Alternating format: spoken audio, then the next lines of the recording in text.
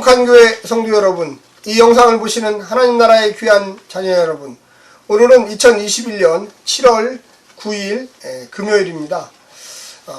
이 땅에서 이 돈의 힘 대단하죠. 성도들도 이중적인 모습을 보여줍니다. 하나님께서 돈을 많이 주셔서 축복을 받고 싶은 마음이 있고요.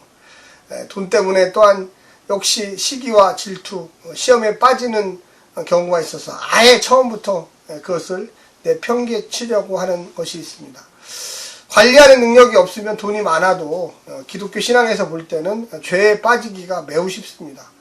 관리를 잘 할 수 있는 사람인데 실질적으로 돈이 또 없는 성도들도 많이 있습니다. 그래서 어떤 것이 기준점인지 알지 못할 때도 많죠. 오늘날의 이 돈의 힘, 이 자본의 힘, 또 이 자본주의 참 하루에도 수십 번씩 듣는 겁니다. 오늘날의 젊은이들 취직하고 싶어도 취직할 자리가 없고요. 또 요새는 뭐 그 가상화폐라고 해서 이 뭐 비트코인이라든지 투자 뭐 이런데 몰리고 있고요. 또 서울 같은데 부동산 대단하죠. 이 부동산 투기 열풍 이건 어찌 할 수가 없습니다. 우리 주변에 보면 뭐 투기를 잘해서 투자를 잘해서 뭐 돈을 많이 벌었다, 뭐 부동산을 잘 사서 많이 벌었다, 별의별 이야기들이 다 들리곤 합니다. 과연 신앙인의 눈으로는 어떻게 봐야 할까요? 또 야고보서에 잘 이야기하고 있다고 저는 생각합니다. 우리가 오늘 본문을 여러 번 읽어보고 생각해 본다면 하나님이 원하시는 이 부, 또 돈, 또 그거에 대한 태도, 또 어떻게 벌어야 하는지도 잘 나와 있고, 또 많이 벌었으면 어떻게 써야 하는지도 잘 이야기하고 있습니다. 오늘 본문 야고보서 4장 13절부터 5장 6절까지의 말씀을 듣고 다시 오겠습니다.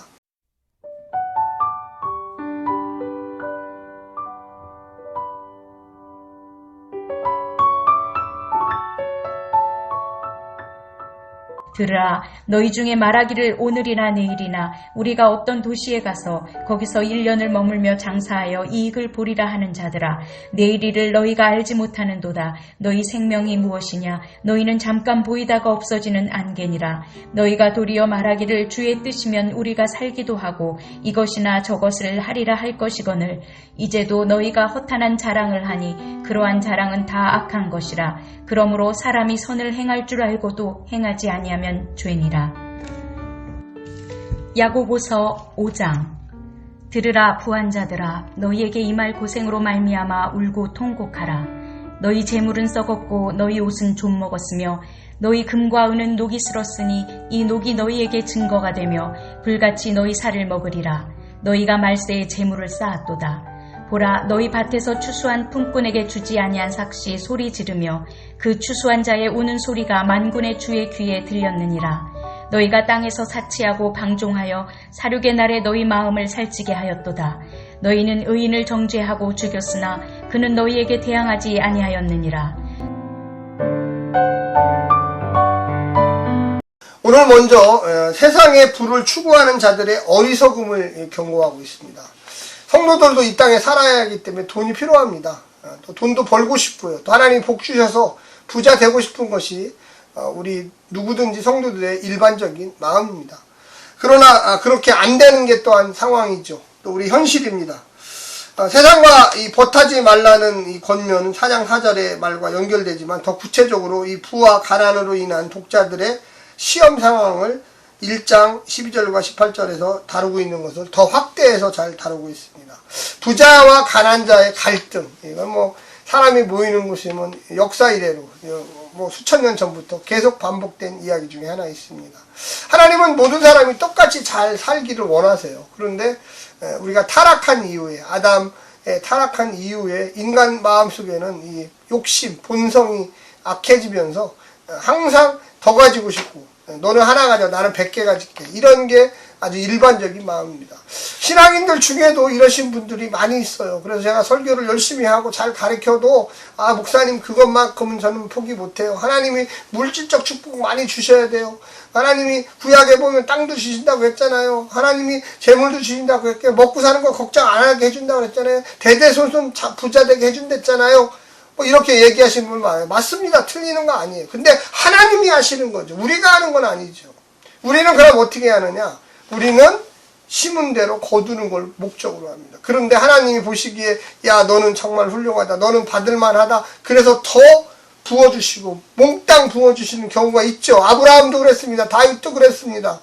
그러나 우리가 아브라함과 다윗이 물론 믿음의 우리의 선배들이고 좋은 점도 많이 본받아야 되지만 사실은 우리는 예수님이 가장 우리가 본받아야 할 첫 번째 대상입니다. 자본주의 사회에서 돈 없이 못 삽니다. 저도 못 살아요, 솔직히. 그런데 그렇다고 해서 돈만 추구하다가 더 근원적인 하나님 나라를 잊어버려요. 우리의 신앙을 잊어버립니다.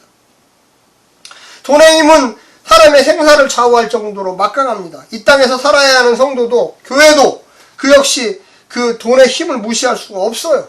그래서 하나님을 섬기는 백성에게 돈을 늘 두 가지의 마음, 위협과 유혹의 대상이에요. 갖고 싶어요. 그런데 돈이 또 무서워요. 그래서 구약에서도 하나님의 백성은 바알과 하나님 중에 하나를 선택하라고 그랬죠. 네가 바알을 선택할래? 하나님을 선택할래? 신약에서는 맘몬, 이 돈의 신과 하나님 중에서 하나를 선택하라면 여러분 무엇을 선택하시겠습니까? 교회와 성도들에게 세상에 푸는 억압하는 대상이면서 동시에 갖고 싶어하는 대상입니다. 4장 13절 17절 허망한 생각을 경고하고 있습니다. 우리 인생들은 내일 닥쳐올 일을 알지 못합니다. 하나님이 돌아와 그러면 언제든지 그 밤 지나기 전에 가야 돼요. 성도는 오늘 하나님의 사람으로 당당하게 이 땅에서 살아야 합니다. 하나님이 부르시면 나 여기 있습니다 하고 가야지. 하나님 저 돈 좀 더 벌어야 되는데요. 우리 자식들 어떻게 하죠? 우리 부모님 어떻게 하죠? 안 돼요. 우리가 열심히 일한다고 하지만 하나님이 오라면 가야 되는 게 인생들이지 않습니까? 모든 인생의 주인은 하나님이십니다. 그래서 인생은 안개와 같다. 오늘 본문에도 나오는데 안개와 같다. 앞을 몰라요. 당장 눈앞에 거밖에 안 보여요. 그것을 철학적으로 실존 안에 있는 인간, 하나님 앞에 선 인간이라고 합니다. 늘 시간과 공간에 우리는 지배를 받습니다. 그래서 그리스도인들은 날마다 종말론적인 언제 하나님이 날 부르실지 모르기 때문에 모든 것을 하나님의 손에 맡기고 이 땅에서 최선을 다하여 하루하루를 살아가는 것입니다. 하나님이 날 부를 때 주님 내가 여기 있습니다. 그게 종말이에요. 사실은. 이 땅에 살아도 하늘을 보고 사는 인생, 그것이 바로 예수 제자의 인생입니다. 그래서 아까도 말씀드렸지만 최선을 다해서 일하지만 그 복을 주시는 분은 하나님을 믿고 그것을 통해서 경제적인 부와 또한 가족을 이끌고 나가고 가족을 먹여 살리는 그런 일에 앞장서야지. 하나님 내가 부자 되겠습니다. 돈 좀 많이 주십시오. 돈 벼락 좀 맞게 해주십시오. 물론 나쁜 의도는 아니지만 사실은 그것이 얼마나 허황되고 그리고 그것이 얼마나 믿음 없는 짓이고 믿음 있는 사람은 그렇게 기도하지 않아요. 일용할 양식을 주신 하나님 감사합니다. 내가 내일이 어떻게 될지 모르지만 오늘 최선을 다해서 한 걸음 한 걸음 나아갑니다. 5장 1절부터 6절까지는 부자들에 대한 경고입니다. 초대교회 부자와 가난한 자의 문제가 심각했습니다. 당대 야고보 교회의 문제도 볼 수가 있습니다. 오늘날 현대 자본주의 사회 안에서 교회의 가난한 자, 부한 자들이 문제를 일으키고 서로 간에 비방하고 질시하는 모습을 우리는 봅니다. 오늘날도 부의 공평한 분배의 문제가 심각하죠. 어떤 분은 1시간 일했는데 100만 원을 벌었어요. 어떤 분은 10시간 내내 일했는데 5만 원도 못 벌었어요. 이거 어떻게 해야 됩니까? 이게 자본주의의 문제점입니다. 개인들 사이와 국가들 사이에서도 신자유주의, 좀 어려운 말이죠. 신자유주의는요, 옛날에는 보호무역이라고 해서 한국 경제, 일본 경제, 그래서 다 한국 사람은 한국에만 신경 쓰면 되는데 요즘은 안 그래요. 우리는 지금 뭐 브릭스라고 해서 투자도 인도도 했다가 브라질 했다가 중국 했다가 뭐 미국 했다가 막 정신이 없어요. 우리는 국제사회 속에서 이제는 뭐 미국 경제 소식도 들어야 되고 다 들어야 돼요. 돈 벌기 위해서 딱 하나죠. 네가 선택한 게 너의 경제 사정을 결정한다. 그런 얘기예요. 나라도 마찬가지예요. 이제는 돈은 국경도 없어요. 네. 어디서든지 돈만 벌으면 되니까 주식 투자에는 뭐 비트코인, 뭐 가상화폐 젊은이들이 거기에 목을 메고 있잖아요. 지금. 네. 끌어올리라 해서 내 모든 영혼까지 다 쏟아부어가지고 돈을 벌어야 된다. 그게 초등학교, 중학생, 고등학생, 대학생들의 생각이에요. 우리 신앙인의 부모들이 무엇을 우리 자녀에게 가르쳐야 될까? 야, 돈만 벌어야 돼. 돈이 많아야 돼. 하나님께 돈만 구해. 의와 진리와 공평과 겸손과 사랑과 온유와 절제는 다 어디 갔습니다. 그런 말 1년에 한 번도 자녀에게 가르치지 않아요. 야, 돈이 다가 아니야. 하나님을 기억해야 돼. 하나님이 언제 우리를 부르실지 몰라. 땀 흘려 일해야 된다. 배우기를 힘써라. 너 그 배운 거, 그 번 거 너의 이웃을 위해 써라. 너의 환락과 유익과 너의 재미에 거기에 미치지 말아라. 그거 별거 아니다. 하나님이 우리를 보고 있어. 이걸 가르쳐야 되지 않겠어요? 오늘날 이 자본주의 문제를 어떻게 해결합니까? 대통령이 해결한다고 못합니다. 뭐 유엔이 해결한다고 못합니다. 우리 교회가 해결해야 돼요.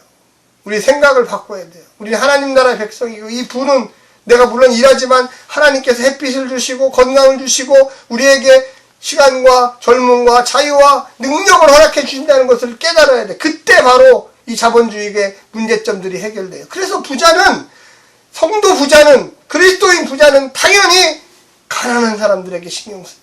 아, 이게 내가 부자 된 이유가 하나님이 축복해 주셨구나. 내가 여유가 있는 거는 가난한 자, 교회 안에 있는 가난한 자, 또 저 외국에 있는 이 선교지에 있는 가난한 그 성도들을 내가 도와야 될 책임이 있구나. 이걸 깨닫는 순간에 그리스도인 되는 거예요. 오늘날에 코로나19가 왜 왔습니까? 전 세계가 이 부라는 것을 추구하다가 자본주의는 끊임없이 죽을 때까지 생산해내는 게 자본주의예요. 근데 그 생산하는 과정에 환경이 파괴되고요. 노동자가 착취되고요. 많은 젊은이들, 어린아이들, 여성들이 희생당하고 있어요. 하나님이 도저히 안 되겠다. 인간의 끝없는 이 마음. 그래서 이 자연이 반란을 일으켜서 이 코로나19가 온 게 아니겠습니까?